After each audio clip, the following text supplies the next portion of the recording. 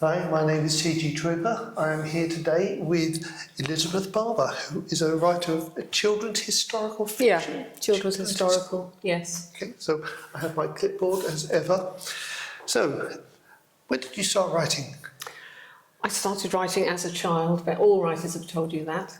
But as a hobby in adulthood, I started writing short stories and little articles for magazines. I was surprised when I got paid for it. Nice. Did that for lots of nature writing.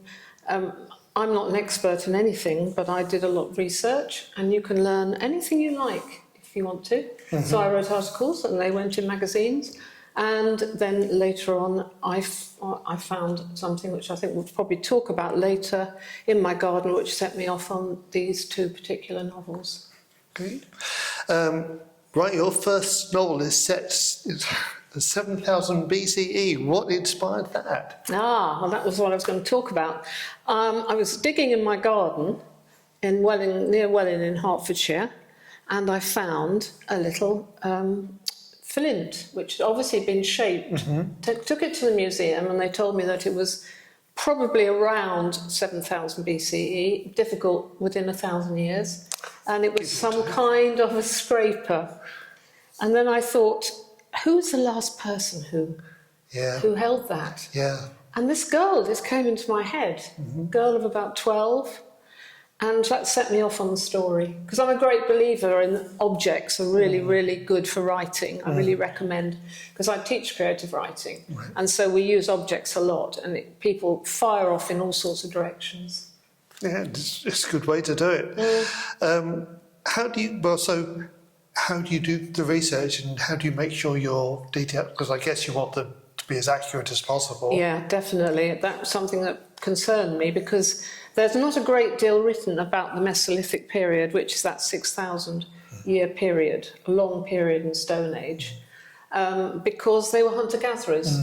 So they moved, and they took their teepees with them. So there wasn't a lot. Plus they really only had flint and bone to work with.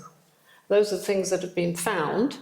So I looked up every bit of research I could find, found out about a place called Star Car in Yorkshire, where there's been a massive dig, which has been really good. Went up to York Museum to look at the things that they'd found. And that was my research. I don't have any historical background, but you could find out about anything. Yeah, That's the fun of historical writing. Yeah, and finding something, I didn't know that. Yeah. Yes, finding something Yeah, new. Must be it's really fascinating.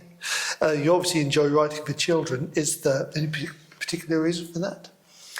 Well, first of all, one of my careers in life has been primary school teacher, plus I did some telephone counselling for children.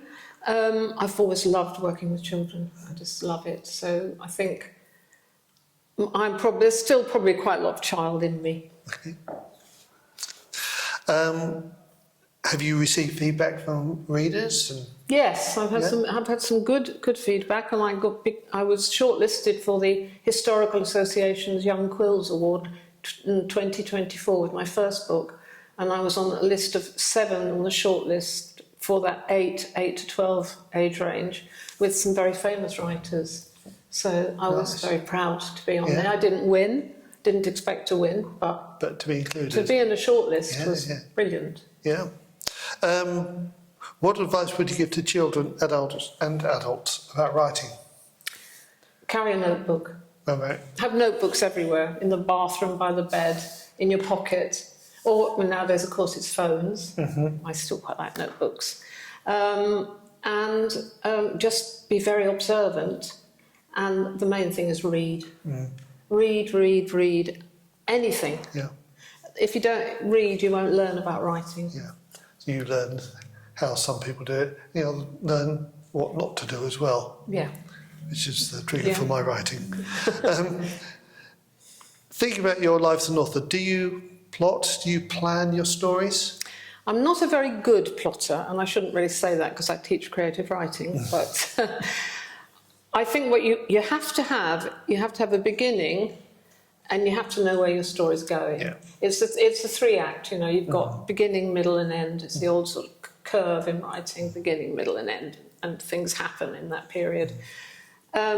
for me, my stories are very character-led. So the girl who I imagined was the last person to hold that flint, she led me through this story, and I knew they had to move. They had to get from the east coast of England to the west coast. So obviously things have to happen. You've got to have lots of happenings in a story, particularly for children. Yeah. So it's full of incidents. Yeah. And so I just put obstacles in their way all the way along. What would be an obstacle to a Stone Age child? Well, things that they were afraid of would be bears and wolves and people. So that's how I plot, really. What do you most like about being a writer? Well, I quite like the solitude of it because I quite like working on my own. I like the fact that it doesn't cost anything, which I think is brilliant. And when you're writing, you're so immersed in what you're writing that you just forget everything else. In fact, hours and hours can go by. Yeah. And you do have to, if you've got to be somewhere, you actually need to set your phone on an alarm because you're lost in your world. What do you dislike about writing? What do I dislike about writing? I suppose the fact that you've got to, you can't keep procrastinating. It's very easy because you get to a bit where you just think, I just don't know where to go with this. I think you've got to sit down and just write, carry on, and don't try to edit yourself all the time. Just get the story down. Yeah. Don't Don't worry about your spellings or your grammar. Get it down, and that's the hard bit, I think, is pushing yourself to continue. Yeah. Where and how do you promote your books? I'm at a book festival today in Ware. I was at a book festival in Hertford yesterday. I go to book festivals. I give talks in schools. I give talks to clubs like Rotary and WIs. And it's on Amazon and in some bookshops. Okay, and there will be links in the description. So, that answers the final question. Where can people buy your books? Well, I like people to go to bookshops if they can. Waterstones has it. David's bookshop in Letchworth has it. There's another small bookshop in Hitchin has it, called Next Page Books, which is specifically a children's bookshop.